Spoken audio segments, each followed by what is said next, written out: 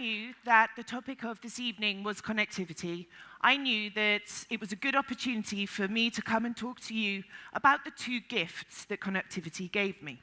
And these are the gifts of freedom and friendship. The first one I'm going to talk about today is the gift of freedom. So when I was a child, many years ago, I had a mobile phone. Now, it looked like this. It's about the size of a house brick, with an antenna coming out the top of it. There was no apps, no Facebook, no email. It couldn't even take a photograph. All I could do with this brick was make text messages, make phone calls, very basic things.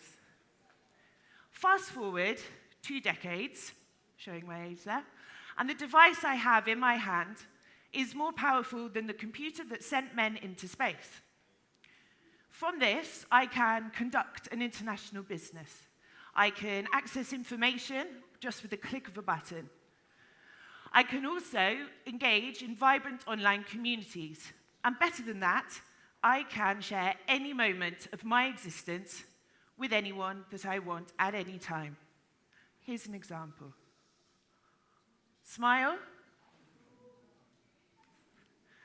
The image I've just taken can be posted on Instagram and shared with 1 billion people globally, just with a click.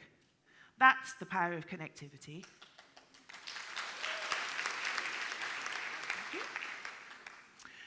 Now, with connectivity, I run an international business. I'm what's known as a digital nomad. Now, that means I write for clients all over the world. I write for websites in America, I do social media for a company in South Africa, and I do travel PR for an agency in Melbourne. Now, have I ever met any of these clients before? Nope, not one. I've never had to. Because with connectivity, I can use email, Facebook, Skype, Instagram, WhatsApp, Slack, Asana, you name it. I don't have to speak with them at all. It can all be done via connectivity. My business is conducted in pixels and code. Payments can be made on the blockchain or via e-wallets. And my office is wherever I choose it to be. But how did I become a digital nomad? Why did I give up the security of a 9-to-5 job, of having a salary, sick pay, holiday pay, office parties? Why did I decide to give all of that up and go it alone? Now, the answers might surprise you. Now, this is the first time I've said this publicly, especially in front of so many people, so excuse me if my voice shakes a bit. 15% of adults will suffer from depression at some point in their life, and I am one of those people. But that doesn't make me a bad person. It doesn't mean I'm capable of not doing my job properly. It doesn't mean that I'm crazy. Sometimes I'm a bit grumpy, but that's about it. It means I experience all emotions with much more intensity than you or you. It also means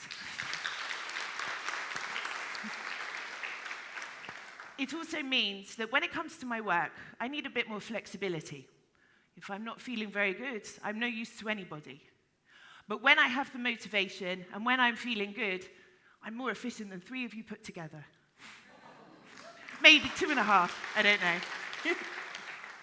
So, I spent 10 years working in law firms, corporate service providers, consultancies, and it nearly killed me.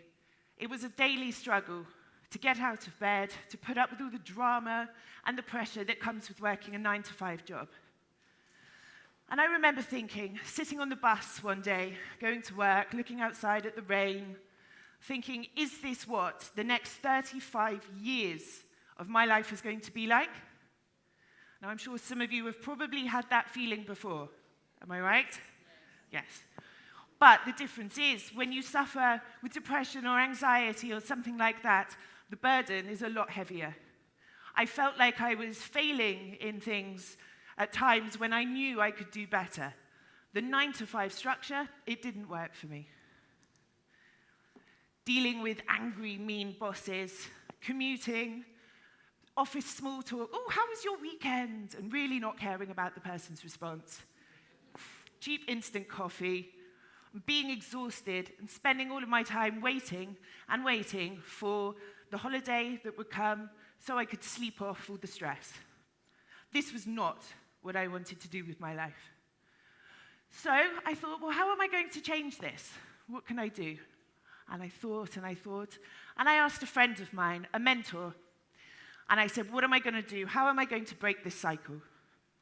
And he said to me, find something you love doing and go and make money from doing it. And it was that simple.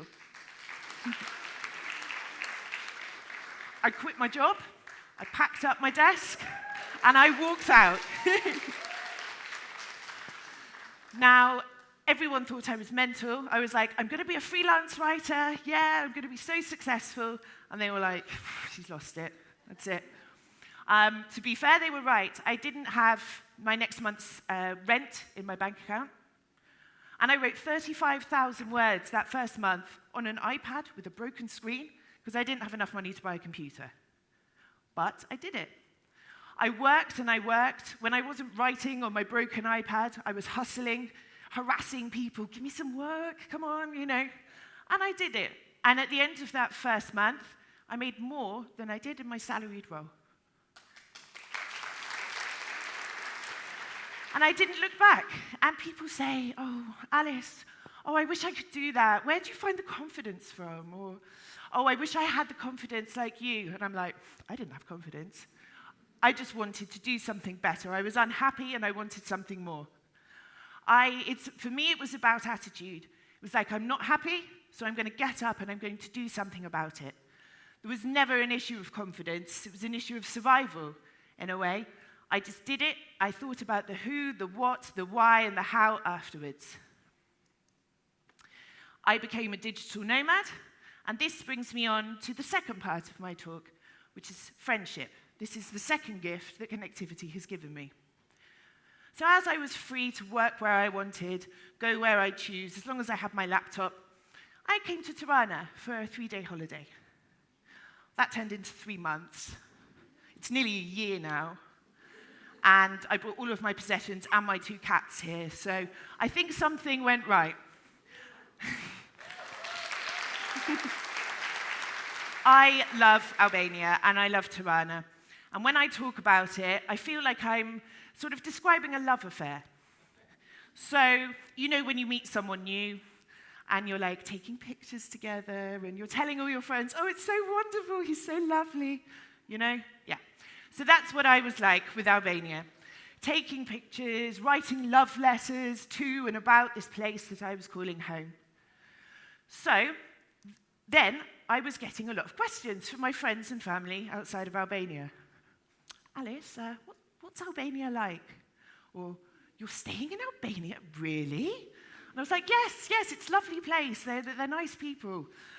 And I got fed up of answering this question. So I thought, why don't I start publishing a bit more about my experiences, sharing it, so people stop asking me the same thing all the time. So I set up a blog. One night, I was at home. It took me 2 hours to design a basic website, set up Instagram and Facebook. I then wrote my first post in about 20 minutes, I shared it, and I went for a drink with my friends. I didn't think much more about this blog at the time. And then the next morning, when I went with my coffee, I opened the laptop, ready to work, and I thought, oh, yeah, I wonder whether anyone's looked. I had 2,000 hits. And I thought, I think I'm onto something here. So 6 months have passed, and I'm about to hit 130,000.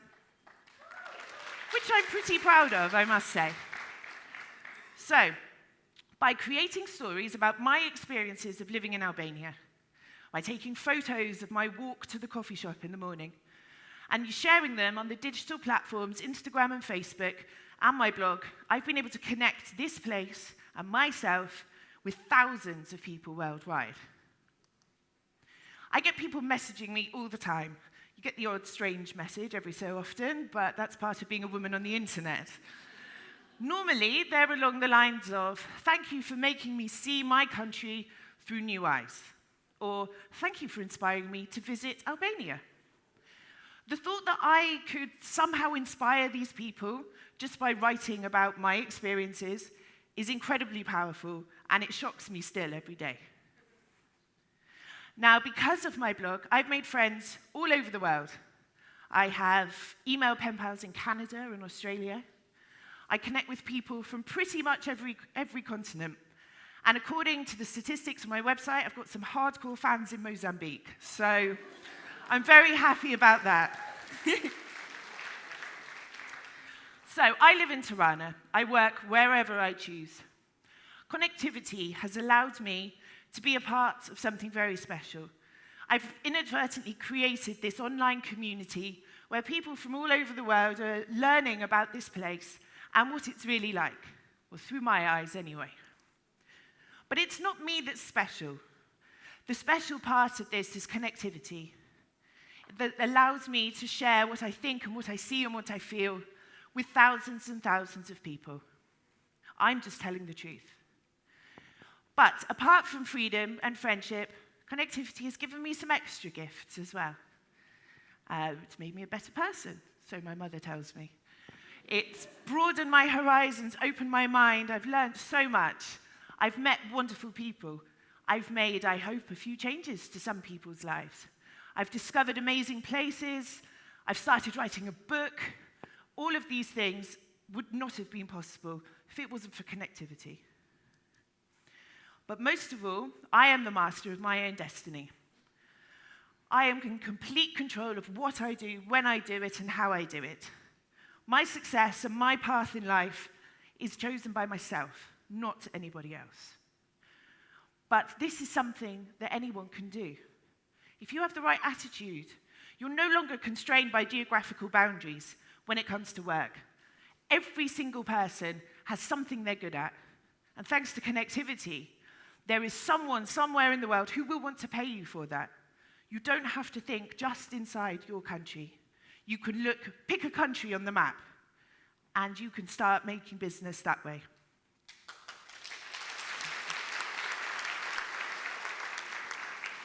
I no longer need to do a job just for the money, and neither do you. Now, thanks to connectivity, I have met the most amazing people. I've been to the most amazing places. Thanks to connectivity, I've had the most incredible experiences. I've done things like this, for example, I would have never imagined before. And thanks to connectivity, I have been able to share some of my story with you today. Falaminderi.